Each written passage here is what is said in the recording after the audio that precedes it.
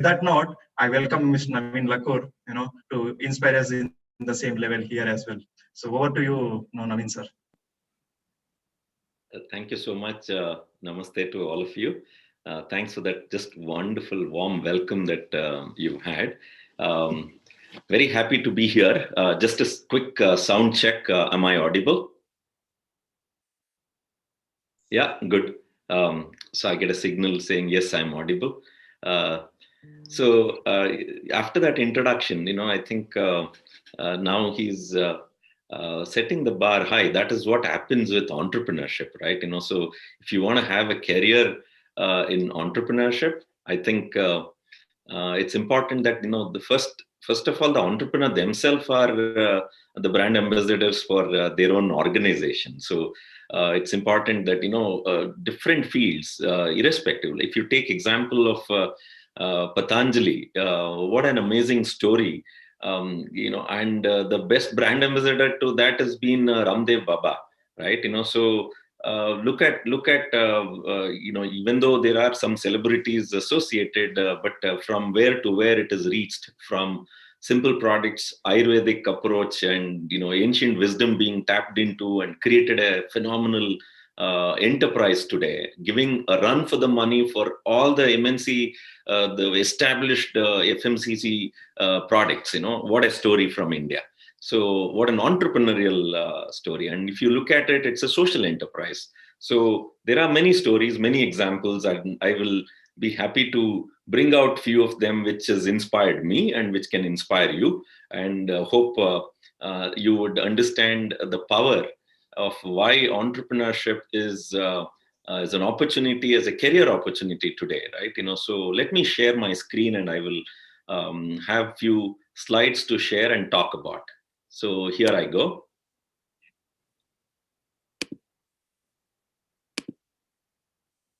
I hope you're able to see my screen, and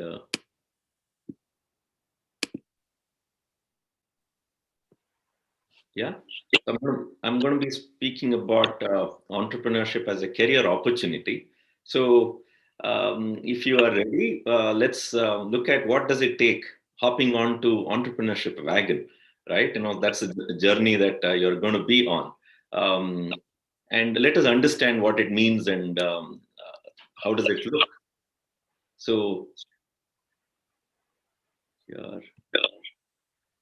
what would I wish to cover during this talk today? Why entrepreneurship? Let us look at, if we want to hop onto this wagon, what does it look like, and why entrepreneurship? And few myths and few facts we will look at, and a framework to follow. So if we want to become an entrepreneur and take this up as a career opportunity, then let us look at a framework, and then the entrepreneurship ecosystem. What does it mean? And if time permits, we will probably take a couple of questions. And now, with that as an agenda for today's talk, let me open with questions, right? That is what mind-boggling. So many questions in our mind: how, why, what, where, and when is the right timing?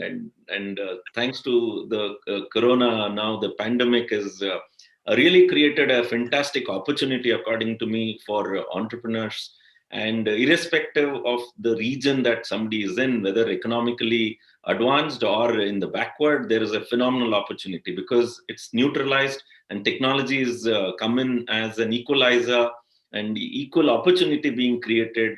So even this session, if it is happening today, irrespective where somebody is able to join in, right? And SKU has taken a fantastic step towards wanting to create that strong ecosystem and support system, and using technology, the virtual session happening.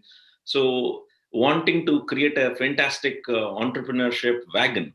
So many questions, I'm sure, is there in your mind. What should I be doing?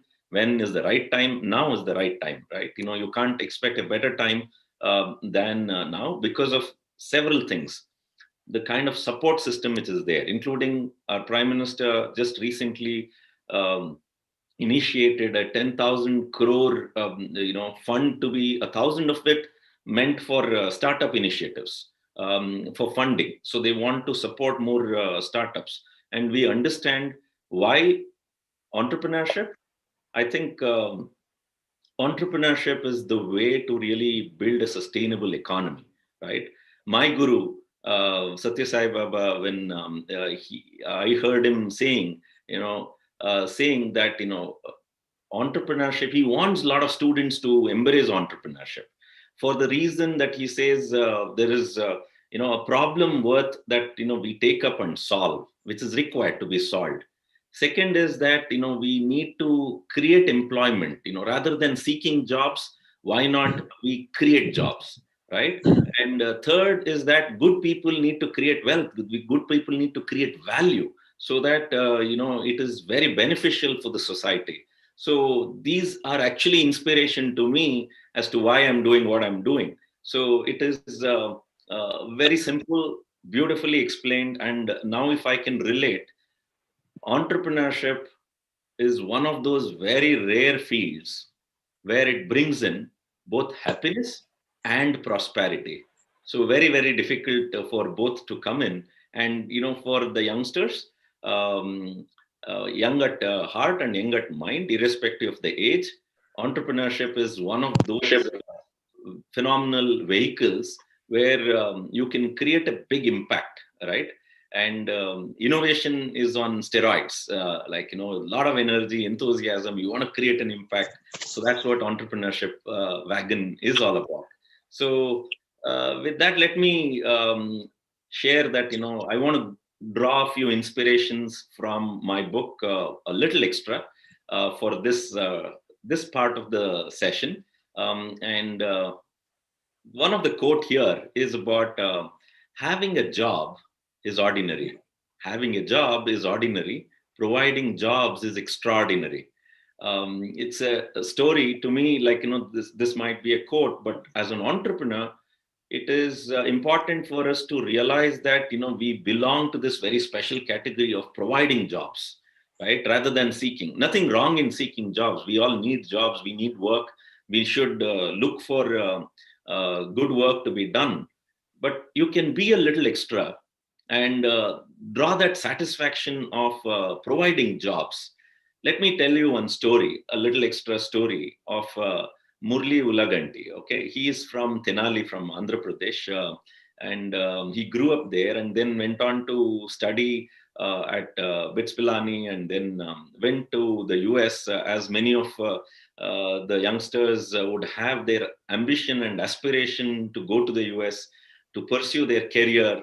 And he went there to the US, and then in the financial industry, he had studied mathematics and, genius, big brain, small stature, but big brain. And he got a seat in Manhattan, which is like the New York, the main place where who's who is seated, because they control the whole financial sector. So he was seated there and working, right? And but one day, one little data made a huge difference, dramatical difference in his direction. In year 2000, he gets to come across a data which said the urban development was surpassing the whole rural thing. So it was not a good news for him, because he realized that so much of rural youth, they are all coming into the cities, and then the parents there are losing that whole relationship in terms of dependency on children who will take care. And at the same time, these rural youth who used to come to the cities, they were struggling. It wasn't easy. The cost of living was a lot. So they were hardly saving any money. And at the same time, that whole joint family system was getting broken. And the development itself, the economic development, there was a big divide that he could see. He wanted to do something about it. So what did he do? Then he said, hey, if I could get jobs done instead of from Manhattan, instead I can getting done from Dallas. So what is stopping us to get it done from, say, places like India and the developing countries? So the outsourcing phenomena was already there. So the offshoring work. Then he said, why not businesses get engaged to bring a transformation? here, and instead do the rural development. So then he created something called as rural shores, okay, where rather than bringing rural youth to the cities to work, he said, let's take jobs to people to near their homes. And in villages and in rural places, they created this rural BPO centers and engaged rural youth. Giving jobs was easy, but training them, getting them accustomed to the cultural challenge which was there, and then it was about computer knowledge being created for them. Initially, it was a big cultural challenge because a lot of absenteeism, and people had, there were marriages coming up, and they wanted to go to the field and do harvesting in the harvesting season. Those challenges were there, but they realized, they have to create some standard operating procedure, create a culture, enable them both mindset and the skill sets. And the very first center which happened, of course, a pilot was in Puttaparthi and in Anantapur district. And the other one, supported by even Srinivas Reddy in Bagyapalli, there was a center which got created. And then youth were engaged, and now in 2000, around 2000 young professionals all over India, 19 centers they've been doing. And then he went on in 2019, he created 2017 in People Shores in the USA. Now they've gone international.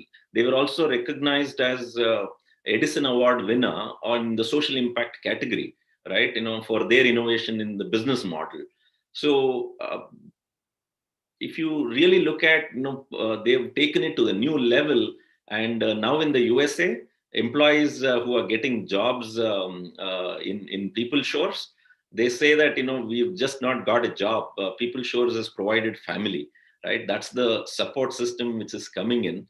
And providing jobs is extraordinary, because if you really look at, it's changing the way the places are, the economic condition, and the pride of doing white collar job, even in rural places, and the youth or the military veterans, they're all getting jobs which otherwise there was not much of an opportunity. If you see, as a social enterprise, a phenomenal inspiration today, People Shores and Murli Ulaganti as an example, right? Providing jobs is extraordinary. So entrepreneurship creates that opportunity and a platform as to, rather than seeking job, you will be able to go and provide jobs for others, right? So giving an example is ordinary.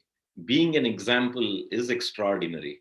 I gave you one example of Murli Ulaganti as the founder and the executive chairman for People Shores in the USA. And there are several more which inspires me. Just to give you one, yesterday I was coming across very interesting startup. It's an award-winning startup by name Jackfruit 365. You should look up Jackfruit 365, where James Johnson, the founder, and he's also a brand ambassador for his own thing. And he got inspired out of an interaction with Dr. Abdul Kalam, and Shivakiran was talking about my book being there in Dr. Abdul Kalam's personal collection, which is an honor to me because he's an inspiration to me. And now that when I get to know which all ways Dr. Abdul Kalam has inspired so many youngsters. And here is James from Kerala. He used to work with corporates like Microsoft, 3M, and in India, outside of India, in the US, in UK, and many places. He had a fascination towards the rich food, nice food, and especially when guests used to come in his sales thing, he used to engage the best of the chefs in the country and get some very unique dishes made, and used to take his guests there, impress them. But in that process, he also understood the power and the value of food, right?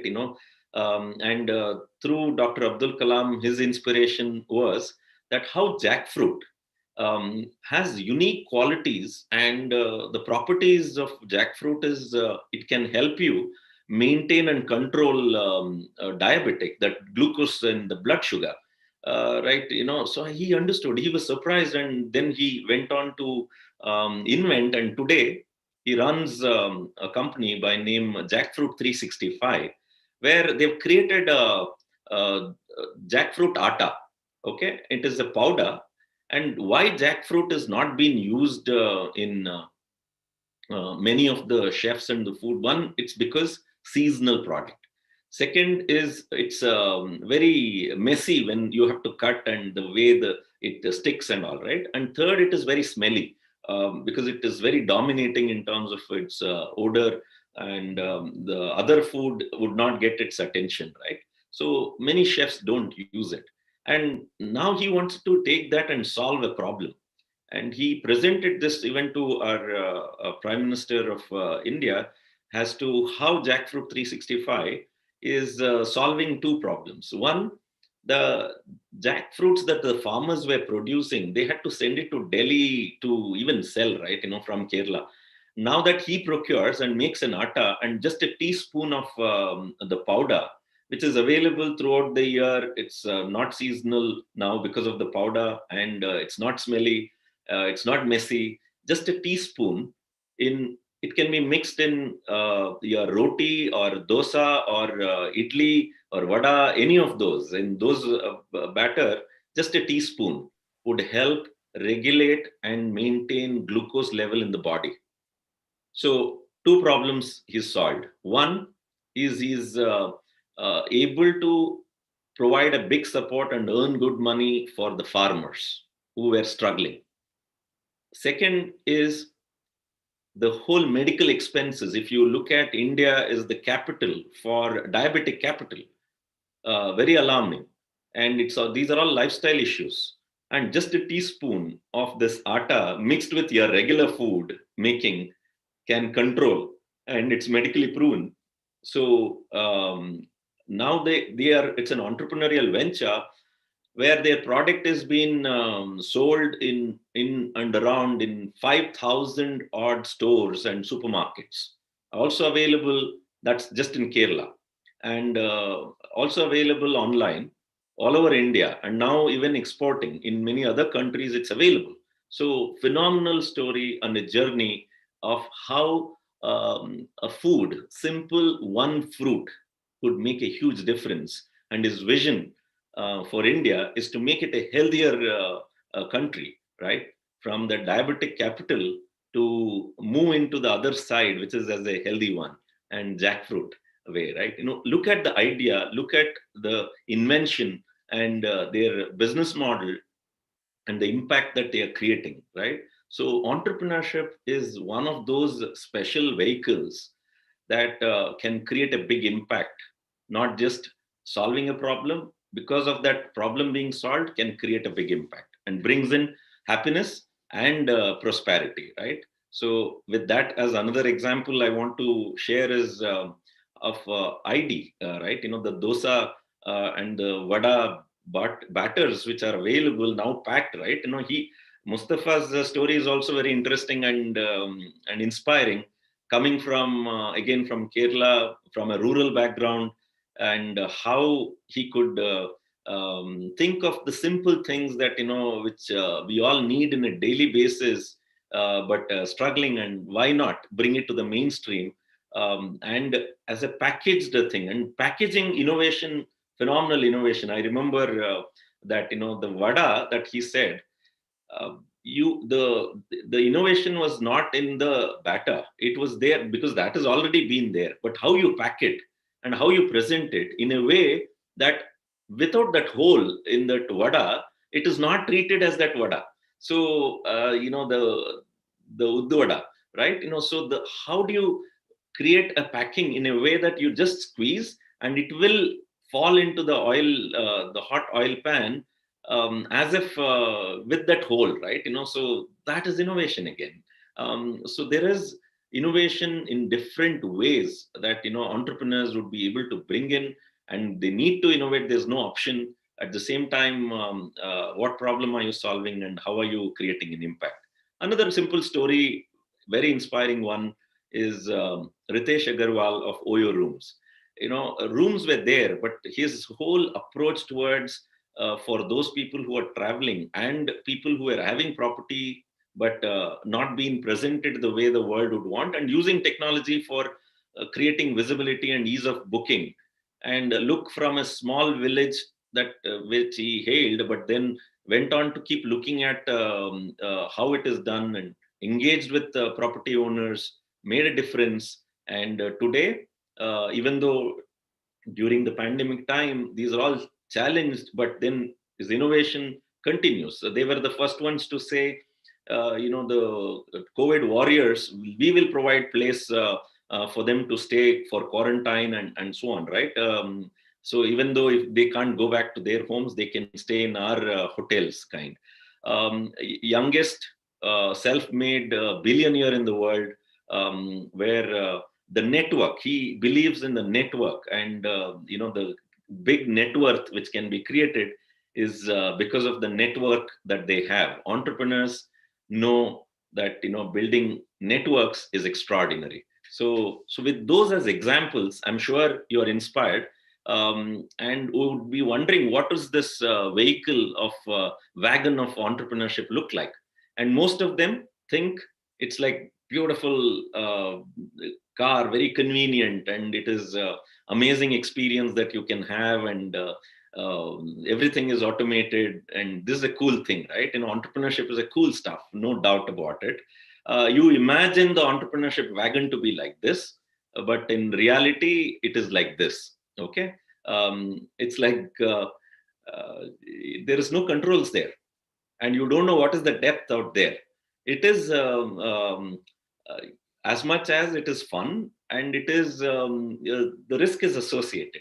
So you will have to figure out how to maneuver, how to manage, how to move forward, right? So those who think it is interesting, it is definitely interesting. Is it risky? Yes, it is risky. Is it a joy? Yes, it is joy. So these are some of those factors that we need to understand, and this is how an entrepreneurship wagon would look like. And there are many facts. At the same time, there are myths. Some of them that I know I did mention as a fact is that it's a rare field where both happiness and prosperity come together, right?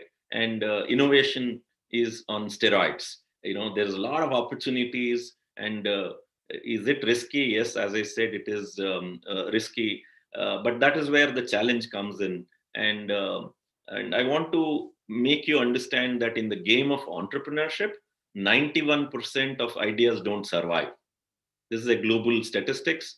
In the game of entrepreneurship, 91% of ideas don't survive. If you ask me why do that happen, what could be the main reasons? The first one is that it could be just a flash of brilliance.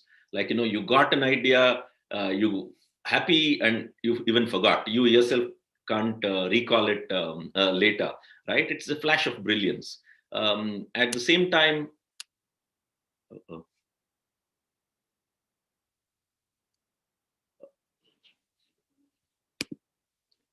the other thing is a mismatch in expectations. So you expect entrepreneurship to be in a particular way, and once you enter, you did not expect it to be that way.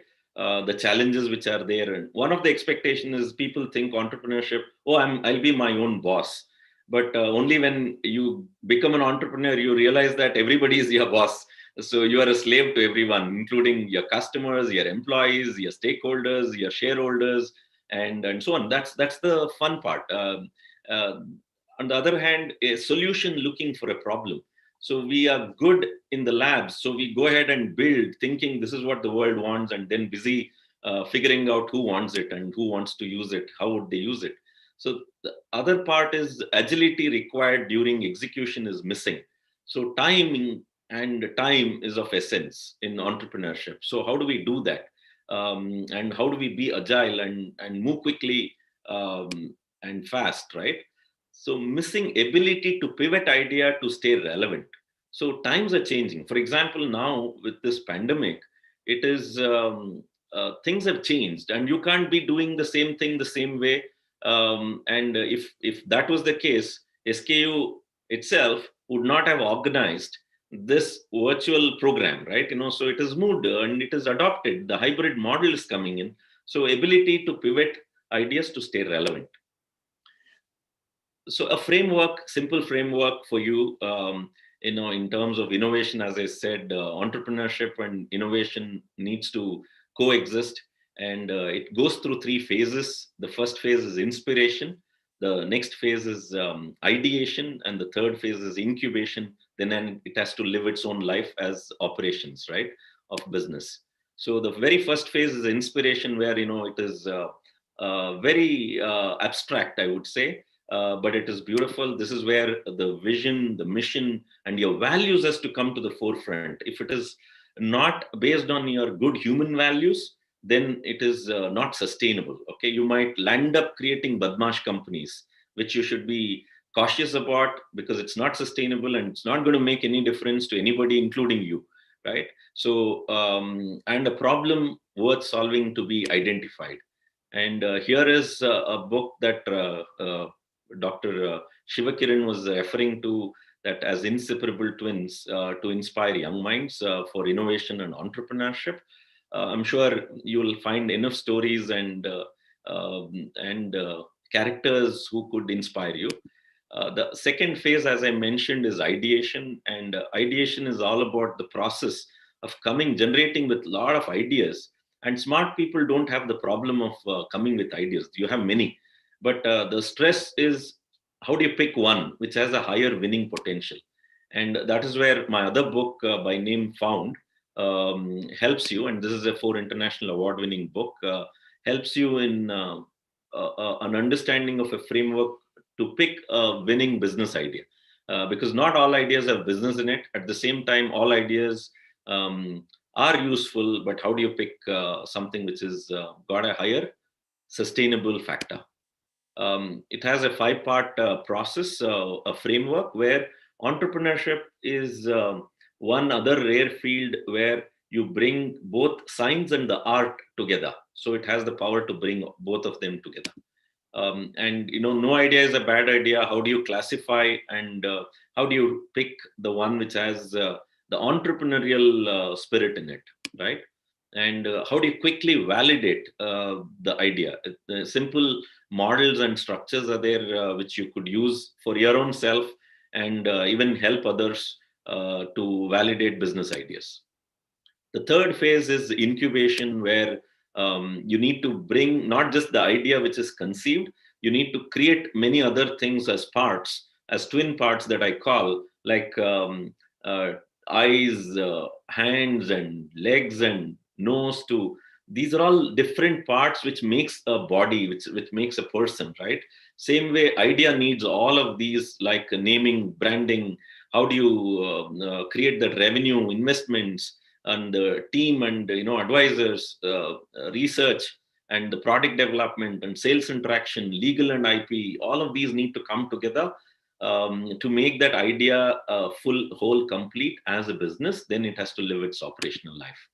Easier said than done, and that is where you need ecosystem which can help you to make that idea into a commercial reality, into an entrepreneurial venture which could be sustainable, at the same time which has the potential to grow and create an impact. So here, kudos to team of even AIC, SKU, Sri Krishnadeva University, doing a fantastic job. I visited their campus recently in November. So it was a wonderful experience, meeting, interacting with a few young entrepreneurs, and the impact that they want to create. How you go to the forest area, where the problem which was there with high tension wires being there and electricity being passed, and it was not just to prevent wild animals to enter, but actually the problem was many security guards were dying because of that high electricity shocks which was there. So here, a few students and young entrepreneurs have created a solution which could, sense that high tension in the electricity around and saving the security guards with those beepers. And, how Discovery Channel decides to sponsor many of them to those very interesting stories, right? And another story, I met one young woman entrepreneur taking weeds and the waste wood and creating beautiful furniture out of it and wanting to do it as an industry. So kudos to them. These are all many stories to come and inspire many more out there in the world, and creating a sustainable future. And the best economic growth is coming through entrepreneurship. And your entrepreneurship wagon could be this way, right? Where it can carry many people. Let the technology be your wheels, finance be your fuel, right? And values should be that path that you take, and coach being that the wagon where you have many people, your customers being the coach. So the best wishes for creating an impact and making a difference in this world. And entrepreneurship is the career opportunity which enables you to make a big difference.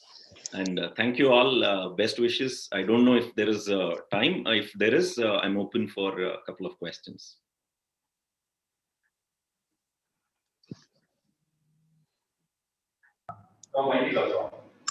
Yeah, we actually, sorry to say that we are just running short of time. Yes. But I have shared your link and profile in the chat. So I would, request the participants to reach out to Naveen Lakkur, or you can reach out to us or if you have any further questions in that.